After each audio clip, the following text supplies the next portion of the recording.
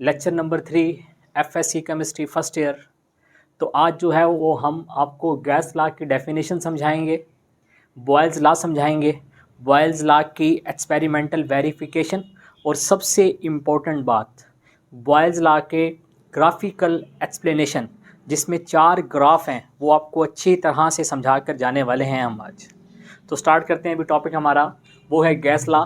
सबसे पहले बेटा गैस लॉ की definition, the relation between the volume of given amount of gas and prevailing बोलते हैं मौजूदा हालात, prevailing conditions of temperatures and pressures are called gas law.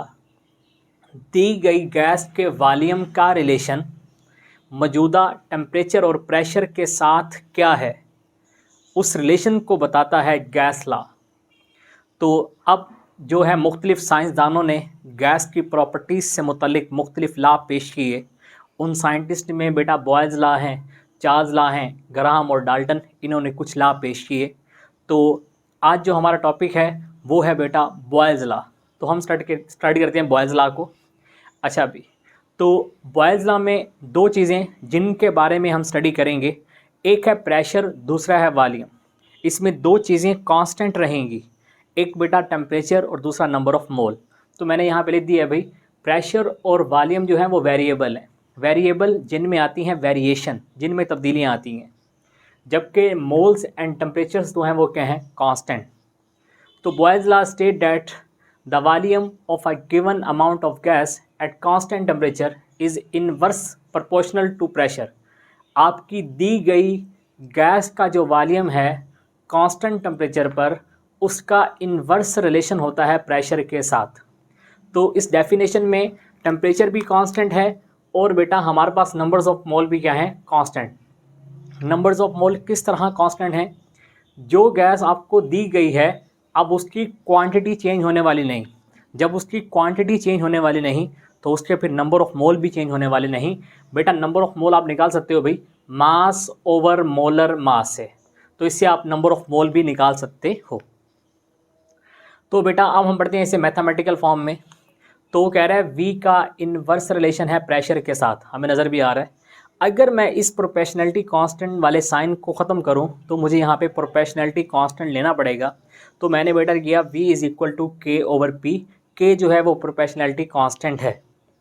फिर बेटा मैं P को वहाँ ले गया, ये तो यहाँ पे हमें वही कह रहा है भाई, PV is equal to K, मतलब PV के मल्टीप्लिकेशन से जो भी आंसर आएगा वो क्या रहेगा, कांस्टेंट, वो चेंज होने वाला नहीं है। तो ये बात तब वैलिड है जब नंबर ऑफ मोल भी कांस्टेंट हैं और टेम्परेचर भी क्या है, कांस्टेंट है। तो अब हम, लेकिन बेटा वो नीचे लिख रहा है, ये कह रहा है जो PV है वो different amount of same gases के लिए क्या होगा, डिफरेंट। मतलब हमारे पास अगर आपने गैस की अमाउंट को तब्दील कर दिया है तो नंबर ऑफ मोल भी क्या हो जाएंगे, तब्दील हो जाएंगे। तो फिर आपका जो ये PV है वो कांस्टेंट नहीं रहेगा। इस बात को हम मज़ीद पढ़ लेते हैं भी आगे। तो बॉयल्स लॉ की दूसरी स्टेटमेंट या दूसरी डेफिनेशन वो ये है, द प्रोडक्ट बेटा होता है हासिल होने वाली चीज़, the product of pressure and volume of a fix amount of gas at constant temperature is a constant quantity. वो कह रहा है भाई प्रेशर और वॉल्यूम का जो प्रोडक्ट है, इनके मल्टीप्लिकेशन से जो चीज़ हासिल होगी वो फिक्स्ड अमाउंट ऑफ गैस की अमाउंट भी फिक्स है, एट कांस्टेंट टेम्परेचर भी कांस्टेंट है, तो वो क्या होगी, कांस्टेंट क्वांटिटी, मतलब वो चेंज होने वाली नहीं है। तो उसने दरअसल इस बात को आपको वहाँ पे बताया, कह रहा है the product of pressure and volume, इन दोनों का जो प्रोडक्ट है अगर क्वांटिटी भी सेम है और हमारे पास टेम्परेचर भी कांस्टेंट है तो वो क्या रहेगा, कांस्टेंट रहेगा, फिर वो भी चेंज होने वाला नहीं है। तो मैंने वैसे यहाँ पे डायग्राम बनाई हुई है, आपको मैं ये एक्सपेरिमेंटल वेरिफिकेशन में इसे डिटेल से बताऊंगा, तो हम इसे वहीं समझते हैं। तो आ जाओ बेटा एक्सपेरिमेंटल वेरिफिकेशन पे। हमारे पास 3 सिलेंडर हैं, ये सिलेंडर हैं, इस सिलेंडर पे जो है ना ये पिस्टन, ये मूवेबल पिस्टन है जो ऊपर नीचे हो सकता है। अच्छा भाई, अब बेटा वो कह रहा है लेट सपोज कर लो हमारे पास सिलेंडर है, सिलेंडर का जो वॉल्यूम है वो है 1 dm3। 1 dm3 जो है वो बराबर होता है 1 लीटर के। तो अब मेरे पास जो सिलेंडर पे प्रेशर है वो 2 atm है और इसका जो वॉल्यूम है वो 1 dm3 है। इसके साथ लगा हुआ है मैनोमीटर। मैनोमीटर जो है इसमें होती है मरकरी, जब हम इस पर प्रेशर अप्लाई करेंगे तो जो गैस वाला जो मॉलिक्यूल है वो इस मरकरी को जाकर प्रेस करेंगे और ये जो मरकरी है मैनोमीटर जो है ये हमें अपने सिलेंडर पे लगने वाला प्रेशर बताएगा। तो अब बेटा मेरे पास दूसरा भी सिलेंडर है। अच्छा भी इसमें जो है टेम्परेचर सब में कांस्टेंट है, जितना टेम्परेचर इसमें है उतना टेम्परेचर इसमें है, उतना ही टेम्परेचर इसमें है और क्वांटिटी भी गैस की सेम है। तो अब बेटा ये मेरे पास सिलेंडर है, इस पे बेटा जो मेरे पास प्रेशर है वो है 4 ATM, जबकि इसका वॉल्यूम जो है बेटा मेरे पास हाफ DM³ सपोज करो भी यहाँ पे 2 ATM प्रेशर था तो 1 DM³ वॉल्यूम था। जब मैंने प्रेशर को 2 गुना बढ़ाया या प्रेशर को मैंने बढ़ाया तो बेटा मेरा वॉल्यूम क्या हो गया, कम। हमने तो बॉयल्स लॉ में ये बात पढ़ ली है, दोनों का आपस में क्या रिलेशन है, इन्वर्स। जितना प्रेशर बढ़ाओगे उतना वॉल्यूम क्या होगा, कम होगा। तो ये मेरे पास तीसरा सिलेंडर है, इस पे जो है मैंने प्रेशर जो है वो 3 गुना बढ़ा दिया और इसका जो वॉल्यूम है वो 3 गुना कम हो गया। ये क्या हो गया, 1/3 DM³। तो अब वो नीचे हमें कह रहा है भाई अब बेटा ये मेरे पास प्रेशर जो है P1 है, ये V1 है, ये P2 है, ये V2 है, ये P3 और ये V3 है।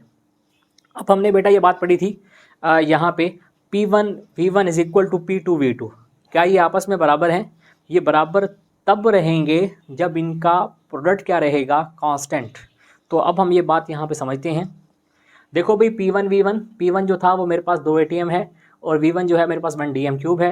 तो बेटा 2 × 1 आंसर आएगा 2 DM³ ATM और ये वैल्यू क्या है, कांस्टेंट, तब्दील होने वाली नहीं, क्योंकि क्वांटिटी भी सेम है और टेम्परेचर भी क्या है, सेम है। तो P2 V2 बेटा 4 × हाफ DM³, 2 से 4 कट जाएगा, आंसर क्या आएगा 2 DM³ ATM। ये भी क्या है, कांस्टेंट, मतलब सबकी वैल्यूज चेंज नहीं हो रही, कांस्टेंट हैं। तो बेटा P3 V3 बेटा इसमें मेरे पास 1/3, 3 to the 6 बेटा मेरे पास आएगा 2 DM³ ATM। ये भी क्या है, कांस्टेंट। तो सारी की सारी वैल्यूज़ बेटा मेरे पास क्या है, कांस्टेंट हैं। जो वैल्यू P1 V1 की है वही वैल्यू P2 V2 की है और वही वैल्यू मेरे पास P3 और V3 की है। इसका मतलब ये हुआ P1 V1 is equal to P2 V2 and P3